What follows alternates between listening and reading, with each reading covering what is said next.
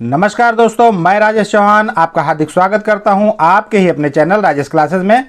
एक बार फिर से आपके सामने हाजिर हूं एक नई कहानी के साथ।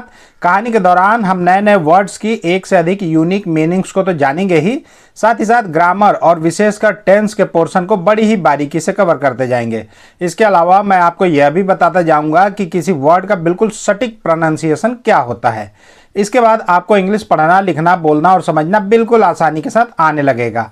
इसलिए वीडियो को अंत तक जरूर देखिएगा। और अगर आप चैनल पर नए हैं और बुद्धि, ज्ञान, जानकारी के मामले में हमेशा दूसरों से 2 कदम आगे रहना चाहते हैं तो चैनल को सब्सक्राइब करके जरूर रख लें, आप नुकसान में नहीं रहेंगे।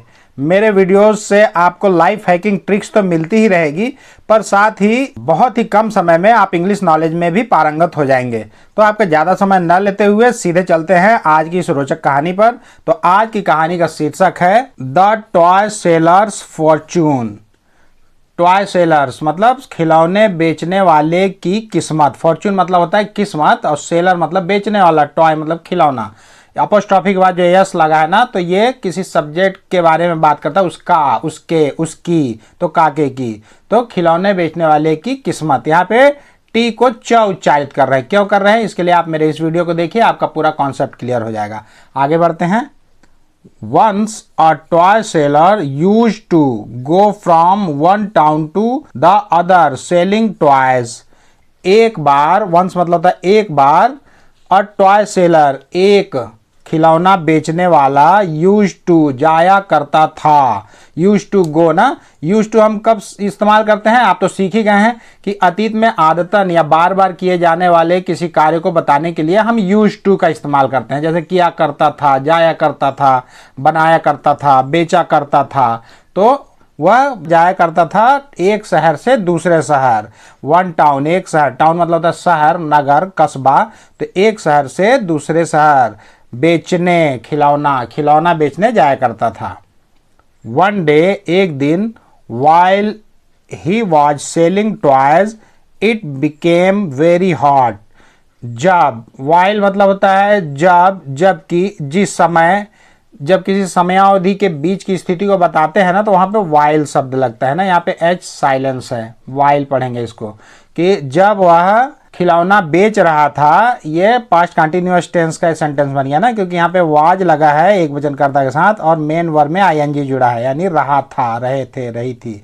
तो जब वह खिलौना बेच रहा था, इट बिकेम वेरी हॉट, बहुत ही गर्मी हो गई। हॉट मतलब गर्म, गर्मी। तो बहुत ही, बिकम का ये सेकेंड रूप है बिकेम। बिकम मतलब होना, बिकेम मतलब हो गया। तो बहुत ही गर्मी हो गई। So he went to a well and drank some water. इसलिए वह, सो मतलब यहाँ पे इसलिए पढ़ेंगे ना, इसलिए वह गया। गो का वेंट हुआ है ना, पास्ट इंडेफिनिट टेंस। वह गया टू अ वेल, वेल मतलब होता है कुआं। तो कुएं के पास गया और ड्रैंक, ड्रिंक से ड्रैंक बना ना, ड्रिंक मतलब पीना, ड्रैंक मतलब पिया, कुछ पानी, और कुछ पानी पिया। वो बहुत गर्मी हो गई थी ना, तो कुएं के पास गया और कुछ पानी पिया।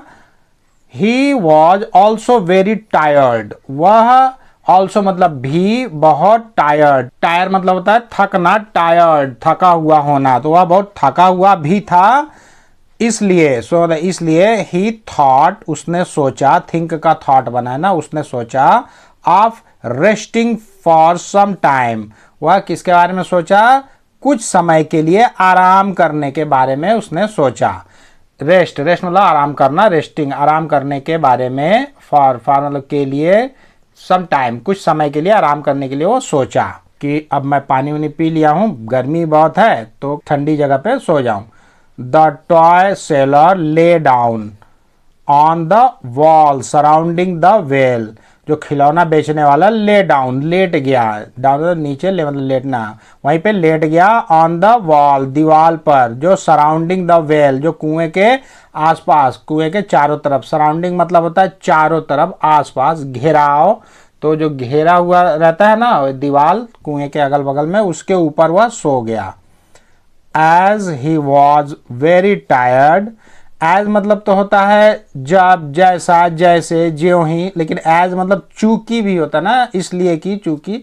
तो चूंकि वह बहुत थका हुआ था, ही क्विकली फेल asleep, वह शीघ्रता से बहुत जल्दी ही, क्विकली मतलब बहुत जल्द, तुरंत, फेल asleep, सो गया मतलब नींद में गिर पड़ा, फेल मतलब गिर गया और asleep नींद में गिर गया या नींद में गिर पड़ा या नींद में सो गया, वह तुरंत गिरते ही सो गया। बट अननोन टू हिम, लेकिन उसे पता नहीं था, अननोन पता नहीं होना, अनजान होना किसी बात से, लेकिन उसे पता नहीं था, he was about to fall into the well, वह लगभग, about मतलब लगभग, करीब करीब, वह करीब करीब गिरने ही वाला था कुएं में, into मतलब में, कुएं में वह करीब करीब गिरने ही वाला था जिस तरह से वो सोया हुआ था।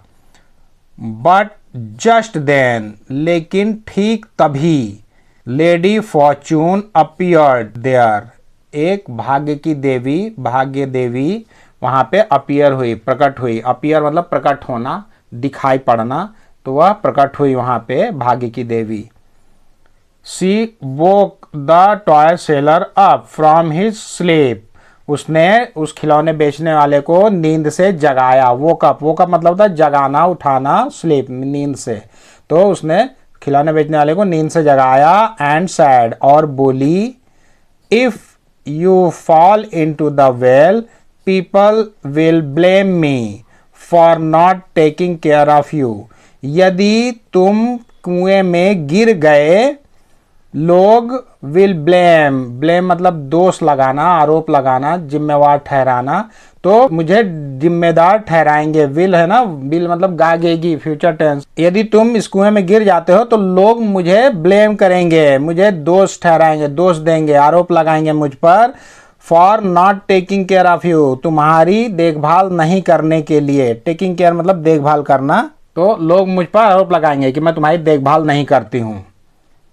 The toy seller was relieved and sad, खिलौना बेचने वाला रिलीव्ड मतलब, रिलीफ मतलब होता है राहत, चिंता मुक्त, तो रिलीव्ड चिंता मुक्त था वह, अब उसके राहत मिली, और वह बोला, thank you for saving my life, मेरे जीवन को, जिंदगी को बचाने के लिए आपका बहुत बहुत शुक्रिया, बहुत बहुत धन्यवाद। लेडी फॉर्चून भाग्य की देवी, आपने मेरा जीवन बचाया, उसके लिए आपका बहुत बहुत धन्यवाद।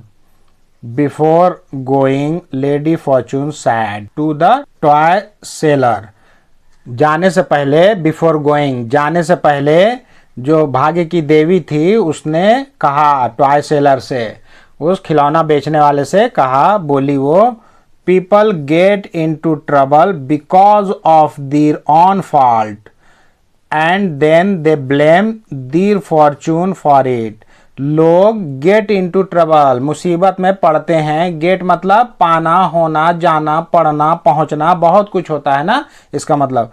तो बोल रही है, जाने से पहले वो बोली कि लोग मुसीबत में पड़ते हैं बिकॉज ऑफ, बिकॉज मतलब क्योंकि होता है ना, लेकिन बिकॉज ऑफ एक साथ देखेंगे ना तो के कारण, की वजह से, किसकी वजह से, देयर ऑन फॉल्ट, अपने स्वयं के गलती की वजह से लोग मुसीबत में पड़ते हैं, और देन और तब वे, दे मतलब वे ब्लेम करते हैं, आरोप लगाते हैं, देयर फॉर्चून फॉर इट, इसके लिए अपनी किस्मत को कोसते हैं। लोग खुद ही मुसीबत में पड़ जाते हैं, खुद ही धोखा खाते हैं, खुद ही उनके साथ बुरा हो जाता है क्योंकि उनकी खुद की गलती की वजह से, और वह अपनी किस्मत को दोष देते हैं, किस्मत को कोसते हैं कि मेरा तकदीर खराब था, मेरा भाग्य साथ नहीं दिया मेरा, नहीं तो मैं ये कर लेता, वो कर लेता। तो लोगों को इस बात पर ध्यान देना चाहिए कि आप जो भी काम करते हैं, जो भी सोचते हैं, उसके हिसाब से ही आपकी तकदीर का निर्माण होता है, आपका भाग्य बदलता है, आपके कृत्यों से आपका भाग्य बदलता है।